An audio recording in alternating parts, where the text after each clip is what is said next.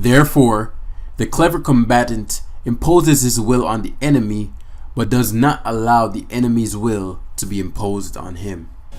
What's up, guys? It's Mrjamvad, and today we are back for another episode of How to Master Competitive Pokemon, and today we will be discussing positioning. Positioning is a skill that has offensive and defensive utility.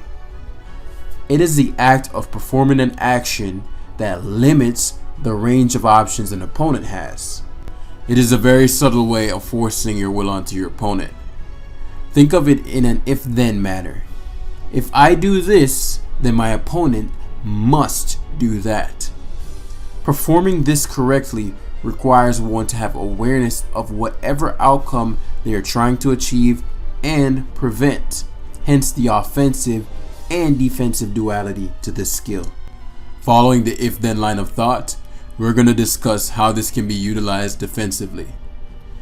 Positioning should be thought of as an indirect way of controlling certain outcomes. Let's say there's a situation where your opponent possesses a Pokemon that, if sent in, places you at risk of losing a significant amount of value. You would need to ensure that you deploy a Pokemon that can offensively threaten the opponent's own Pokemon. This is an offensive means of guarding against threats. We will call this defensive offensive positioning because despite the fact that though you are using your Pokemon to be threatening, you're doing so as a means of protection ultimately. By doing this, you limit what your opponent can send in and thus indirectly controlling their actions. It would be akin to if you deterred an enemy with the fact that you have a gun and can kill them before they can get to harm you. They may want to attack you but refrain because they're fearful of being shot. There are also defensive ways to position yourself for protection. This is achieved by simply switching in a Pokemon that can switch into the opponent's attack and lose little to no value. We call this pure defensive positioning. Instead of using your offensive prowess to dissuade the opponent, you use your defensive prowess. This follows the same if-then principle.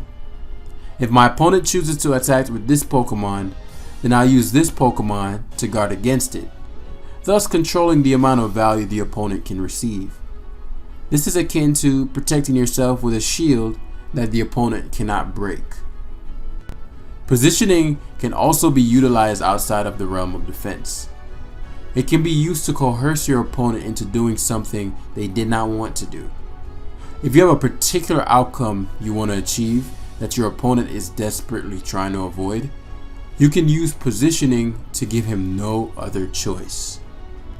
In order to properly use positioning, you will need to be well versed with the metagame and have a proper game plan set up. By having a game plan, you know what conditions need to be met for you to be victorious.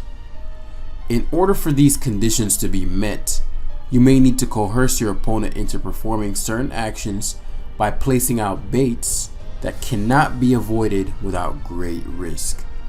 Since the opponent chose not to perform said action, they lost a considerable amount of value, which will result in them losing no matter what they do. Always remember to reference the if-then.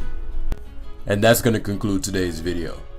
If you enjoyed what you learned and found it valuable, pick up a copy of my book, The Art of Competitive Pokemon. This is an ebook that teaches you everything you've learned up to this point in more detail with more examples. The link is down below, so go pick up your copy right now. All you need is the free Kindle app in order to read it. Leave a like if you enjoyed the video and subscribe, and I'll see you guys in the next one. Peace.